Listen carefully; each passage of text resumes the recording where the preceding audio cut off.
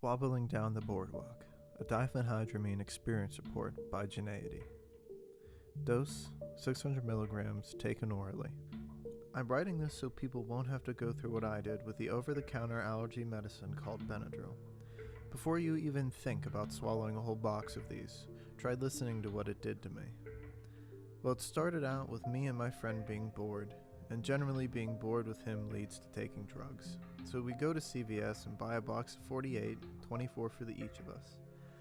We went down to the shore, and we weren't sure on the dosage. I had forgotten what I read online, so I assumed 600 milligrams for each of us would be sufficient.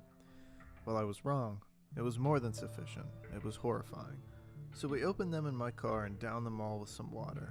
Then we got out, grabbed our towels, and headed to the ocean. I thought tripping on the beach would be fun. It wasn't in any sense of the word. We had crumb cake and a few energy drinks with us that we had bought recently. He drank the entire can on the way to the beach, and I never touched mine throughout the day. I don't know why, but I'm glad I didn't. We settled down on the beach and I had to go to the bathroom, so I got up and started walking towards it. This is where the Benadryl hits me out of nowhere. All of a sudden it feels like the gravity was turned up 10 times. I got used to it pretty quickly and continued to the bathroom. I couldn't go, or even had to go anymore, so I went back to him and sat next to him. He seemed unable to talk, unable to communicate at all. I was a little worried, but I figured it'd pass.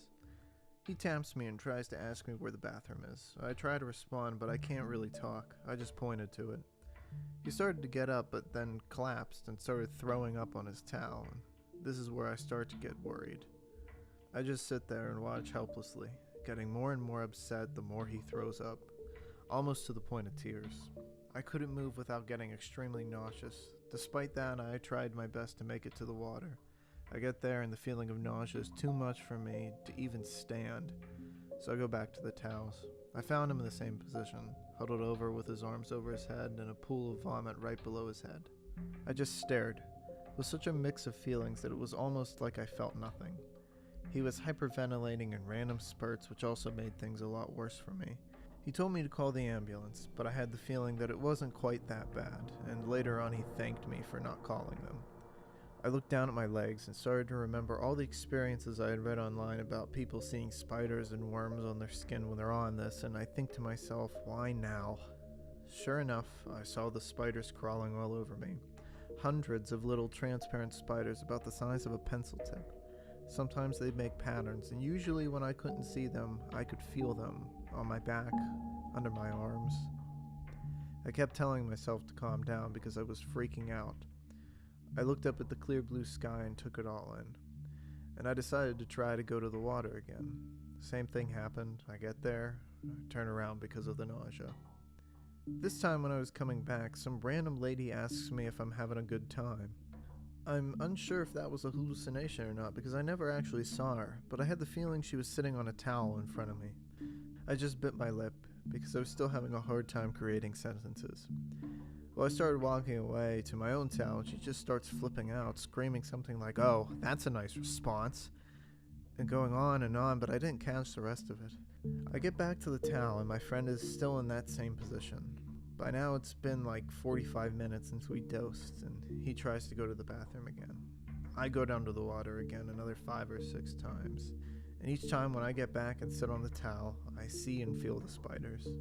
One of those times, as I was walking back, this old woman sitting in a chair with an umbrella asked me why I can't make up my mind. I paid no attention, trying not to get the same reaction as last time. I wasn't sure if these women talking to me were hallucinations or not, but it was best not to draw attention by talking into thin air if they were. Eventually, I mustered up the concentration and strength to go up to the boardwalk and walk around. I invited my friend to come along. He said yes, but he didn't move. He started going on and on about how bad of a friend I was and what an asshole I was. This came out of nowhere. We're pretty good friends and he doesn't really have a reason to say that stuff, but again, I wasn't sure if that was him or me hallucinating. The next time I looked at him, his face was extremely mutilated, like something out of the movie The Hills Have Eyes. I tried closing my eyes and opening them again, but he still looked the same. After a few minutes, he looked normal. I asked him again after sitting there for 10 minutes, and he just gave me some money, so I decided to go alone. I could not, for the life of me, walk in a straight line. I would drift back and forth as I was walking, This is probably the worst thing I could have done in this situation. People are cold and relentless when they think they're right. This experience on Benadryl wouldn't have been as bad if it weren't for all the people I had to deal with. Then again, I may have hallucinated it all, and that's a question that's going to haunt me for a long time. The auditory hallucinations were far beyond anything I imagined this drug could do. I felt like I was schizophrenic the entire time on the boardwalk, and it was very unsettling. There wasn't a point in time on the boardwalk that someone wasn't yelling my name, and it was extremely convincing. I turn around and find no one or two people talking to each other. They were always a friend of mine or a group of friends or my own mom. At one point, I heard my friend, the one who was laying on the beach, run up behind me and start talking to me, and if I didn't pay attention, he would start screaming my name and chasing me. It was only when I turned around that it would all cease. Eventually, I learned to look at the ground and look for a shadow behind me, and if I didn't see one, I would ignore it. The ones where my mom was angrily yelling my name were extremely hard to ignore, but I knew if I turned around, there would be nothing. As I got to the end of the boardwalk, I heard a group of 19-year-old boys saying something like, "Yeah, look at you wobbling down the boardwalk." This was pretty creepy because I couldn't, as with the rest of the auditory hallucinations, discern if it were real or not. About 2 minutes later, I heard the announcer to one of the boardwalk games say something like, "We've got great smoking devices here for tobacco or anything else, and you might not want to wobble down the boardwalk because that's a first-class ticket to get the cops' attention." After that, I decided I had enough of the boardwalk. I continued walking until I got off the boardwalk into a parking lot, still hearing friends of mine trying to get my attention. I walked past an old man in a wheelchair, and when I got about 50 feet ahead of him, he tried asking me if I could help him in. I was assuming he meant into a car. No, usually I'd help someone like that, but not today. I just continued to walk, confused and scared out of my mind, not understanding whether he was real or not. I got in my car, which I sat in for a bit. The lady that was flipping out on the beach flew past my car with someone driving and her in the passenger seat. She screamed some pretty nasty obscenities at me as they sped off. Then there was this guy walking down the street talking on his cell phone. He said, "No, honey, he didn't know. It's not his fault." And a few other things that tried to relieve me. He wasn't anywhere near her car, and I don't know if her car even made it down the street or disappeared. I was so lost. For the next 3 hours, I was looking for my friend nonstop. I was walking up and down the boardwalk, looking in arcades and stores, and going up and down from the beach and walking all over it. All the time still having people yell my name, even people I didn't know, which made things even more difficult. One of the times I was down on the beach, I noticed a seagull with a kite string coming down from it, flying about 6 inches from the sand. This insane purplish bat was whizzing through people with unmatched agility.